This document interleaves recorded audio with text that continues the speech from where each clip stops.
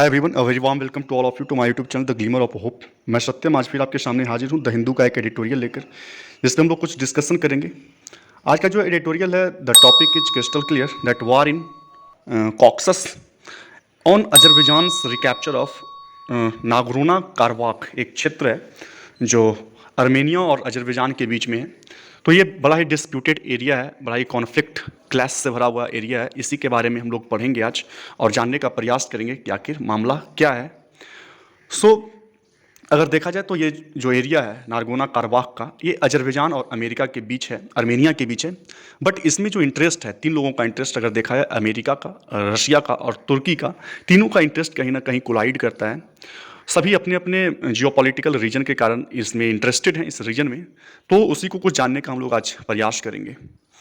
The title is clear that Azerbaijan should respect the autonomy of Armenian population. वो जो conclave है Azerbaijan के नज़दीक है, बट जो पॉपुलेशन है उसमें मेनली अर्मेनियन पॉपुलेशन है। तो बताता है कि जो अजरबैजान उस पर रिकैप्चर किया है, तो कहीं ना कहीं जो अर्मेनियन पॉपुलेशन है उस इनक्लेव में, उस टेरिटरी में, तो उनकी जो स्वशासन है, उनकी जो ऑटोनोमी है, उनको कहीं ना कहीं रिस्पेक्ट करने की ज़रूरत है।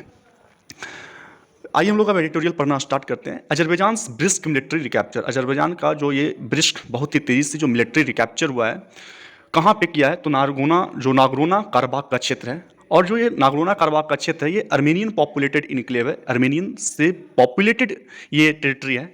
Within its border shows the changing powers of dynamics in the Caucasus. Caucasus में जो पावर का किस तरह से चेंजमेंट हो रहा है, उसको कहीं ना कहीं ये शो करता है, जहाँ पर where America, Russia, Turkish interest collide. हम लोगों ने पहले भी बात किया कि ये एक ऐसा डिस्प्यूटेड एरिया है जहाँ पे जियोपॉलिटिकल फायदे के लिए अमेरिका, रशिया और तुर्की सभी का जो इंटरेस्ट है वहाँ पे निहित है।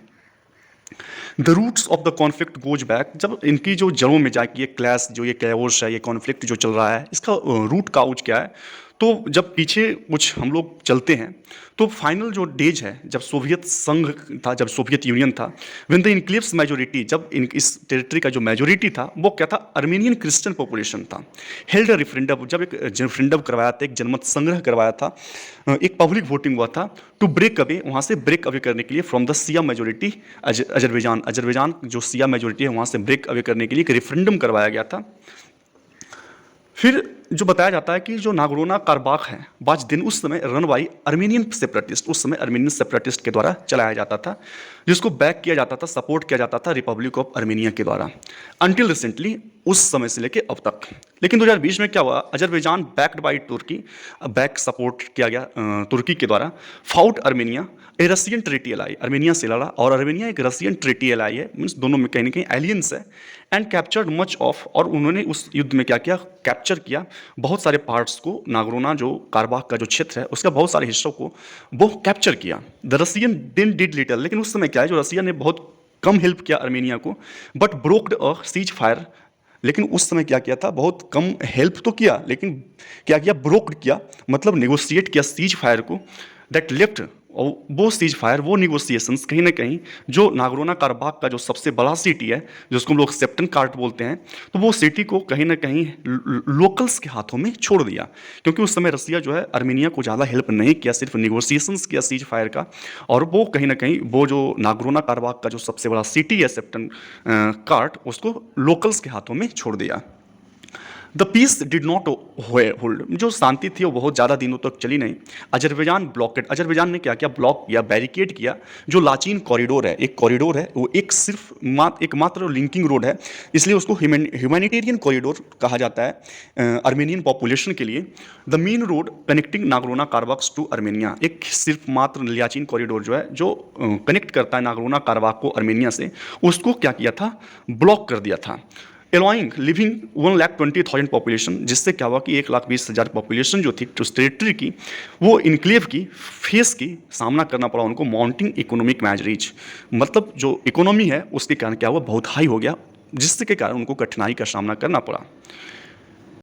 उसमें क्या था कि फेसिंग इंटरनेशनल क्रिटिसिज्म, जब बहुत सारी इंटरनेशनल क्रिटिसिज्म हुए इस ब्लॉकेट को लेकर, तब अजरबैजान प्रॉमिस करता है कि उस ब्लॉकेट को हटाया जाएगा, but established a checkpoint, लेकिन उस जगह पे एक चेक पॉइंट बिठा दिया गया, जिससे क्या हुआ? Continuing control flow of goods, ताकि उस जो कॉरिडोर से जो भी आउटफ्लो, जो भी इनफ्लक्स हो गुड्स का या मेडिसिन का, उस पर कंटिन्यूड कंट्रोल रहे। लास्ट में क्या हुआ, इट अटैक्ड स्टेपना कार्ट जो सिटी था, उस बहुत जो बड़ा सिटी था उस नारगोना कारबाख क्षेत्र का, वहाँ पे अटैक करता है, forcing the separatist to hand over full control to Baku, ताकि जो सेपरेटिस्ट है वो फुल कंट्रोल दे दे अजरबैजान को, जो कैपिटल है बाकू। इन इफेक्ट अगर देखा जाए, अगर रियलिटी में देखा जाए, Azerbaijan achieved in a day what it had failed to do in 3 decades। जो अजरबैजान 3 दशकों से नहीं कर पाया वो एक दिन में कर लिया।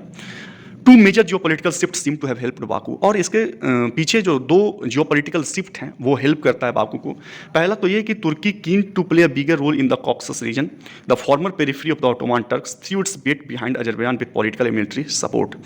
पहला तो है ये कि जियोपॉलिटिकल शिफ्ट के कारण क्या हुआ कि जो तुर्की है बड़ा एक बहुत ही इंपॉर्टेंट रोल प्ले किया उस कॉक्सस का रीजन में, क्योंकि जो former periphery of the Ottoman Turk है, इन्होंने क्या किया, एक बहुत ही एक्टेड एग्रेसिवली अपनी अथॉरिटी के साथ, बहुत ही एग्रेसिवली एक्ट किया, सपोर्ट किया अपने पॉलिटिकल और मिलिट्री सपोर्ट के साथ। तो ये कहीं ना कहीं उसको हैंड ओवर करने में, पावर को गेन करने में मदद किया। और दूसरा जो है रसिया यूक्रेन का जो इन्वेजन अभी चल रहा है, जिससे क्या हुआ कि रसिया वो लीन हो गया वेस्टर्न फ्रंट में, और वो बहुत कम कुछ कर पाया। रसिया का जो पावर था वो कॉक्सस में बड़ा कम था उस समय, वो ज़्यादा ध्यान नहीं दे पाया उस रीजन में। तो वही बोल रहा है कि substantial erosion of Russian power in, वहाँ पे क्या हुआ, सब्सटेंशियल इरोजन हुआ, उसका पावर का कहीं ना कहीं छिन्न हुआ, इसलिए भी वो वहाँ पे कमज़ोर पड़ा। लेकिन Armenia had often express displeasure, Armenia हमेशा से मीन्स पराया कभी कभी अगर कहा जाए वो डिस्प्लीजर शो करता है कि रसिया उस समय एक्शन नहीं लिया। मास्को डिड नथिंग, मास्को ने कुछ नहीं किया बिसाइड्स इशूइंग स्टेटमेंट, स्टेटमेंट जारी करने के अलावा उन्होंने कुछ नहीं किया।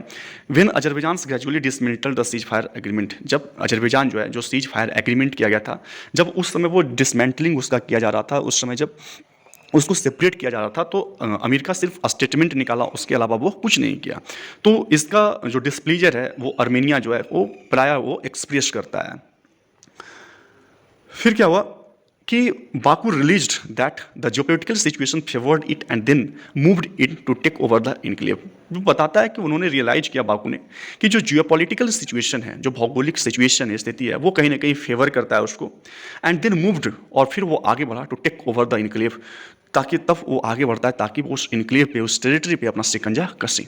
It is widely recognised that, और ये रिकॉग्नाइज भी किया जाता है कि नारगोना कारबाख जो है वो पार्ट किसका है, अजरबैजान का पार्ट है।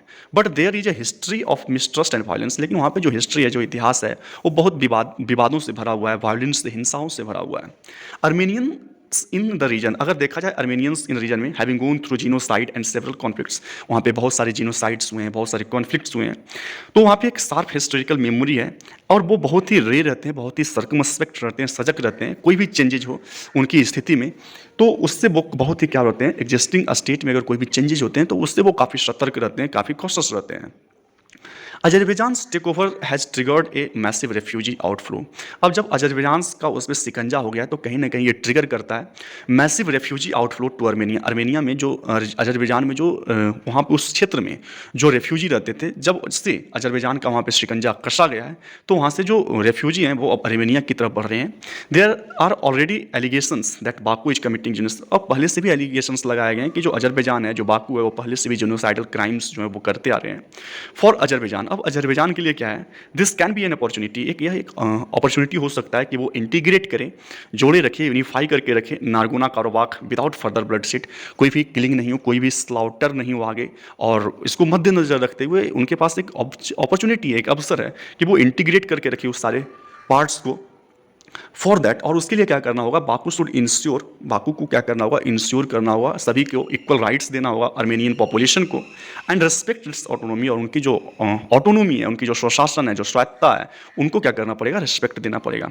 इफ नॉट, अगर नहीं दिया गया, अगर ऐसा नहीं किया गया, Azerbaijan could face continued local resistance, local लोगों के साथ वो हमेशा से रेसिस्टेंस में रहेंगे, हमेशा कैओस रहेगा, हमेशा कॉन्फ्लिक्ट में रहेंगे, which could not only deny it's clean victory, और जो सिर्फ उनकी जो क्लीन विक्ट्री है, जो क्रिस्टल क्लियर हम लोग कर सकते हैं विक्ट्री को, सिर्फ डिनाई नहीं करेगा बल्कि टर्न इट्स क्वेस्ट, उनकी जो खोज है, उनकी जो क्वेस्ट है कि कंट्रोल करे उस टेरिटरी को, वो बहुत ही डिस्प्लीजिंग हो जाएगा, वो बहुत ही असंतोषजनक हो जाएगा।